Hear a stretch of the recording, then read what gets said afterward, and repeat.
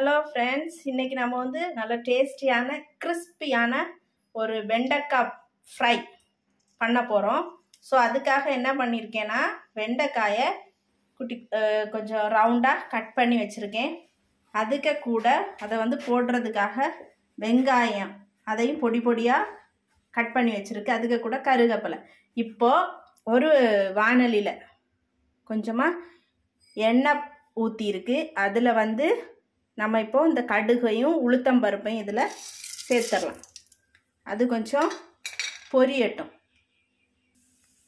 இங்கே பாருங்கள், அது வந்து கொஞ்சம் பொரிய ஆரம்பிக்குது. அது வந்து பொரிஞ்சு முடிச்சதுக்கு அது இப்போ பாருங்கள். நம்ம இனி கட் பண்ணி வச்சுருக்கக்கூடிய வெங்காயத்தை அதில் சேர்த்தாச்சு. இனி அதை வந்து கொஞ்சம் கிளறி விட்டுருங்க. இது கிளறி விட்டதும் அது கொஞ்சம் கிளறினதுக்கு அப்புறமா அடுத்து நம்ம வந்து என்ன பண்ண போகிறோம்னா, இங்கே வந்து கட் பண்ணி வச்சுருக்குல்ல வெண்டைக்காய், அதையும் இதுக்கு கூடயே நம்ம சேர்த்துடலாம்.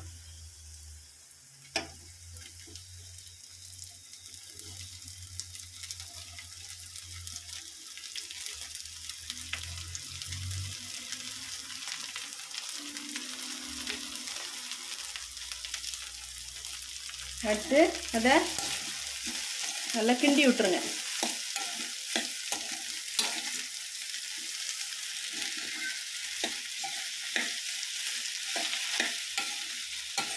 இப்போ ஒரு 2 மினிட்ஸ் வந்து கிண்டி விட்டதுக்கு அப்புறமா இதில் வந்து நீங்கள் வந்து உப்பு நம்ம சேர்க்கணும். சரியா? உப்பு போடணும். இப்போ நம்ம இதில் உப்பு போட்டுடுறோம். உப்பு போட்டுட்டு அதை வந்து கொஞ்சம் கிளறி விட்டுருங்க.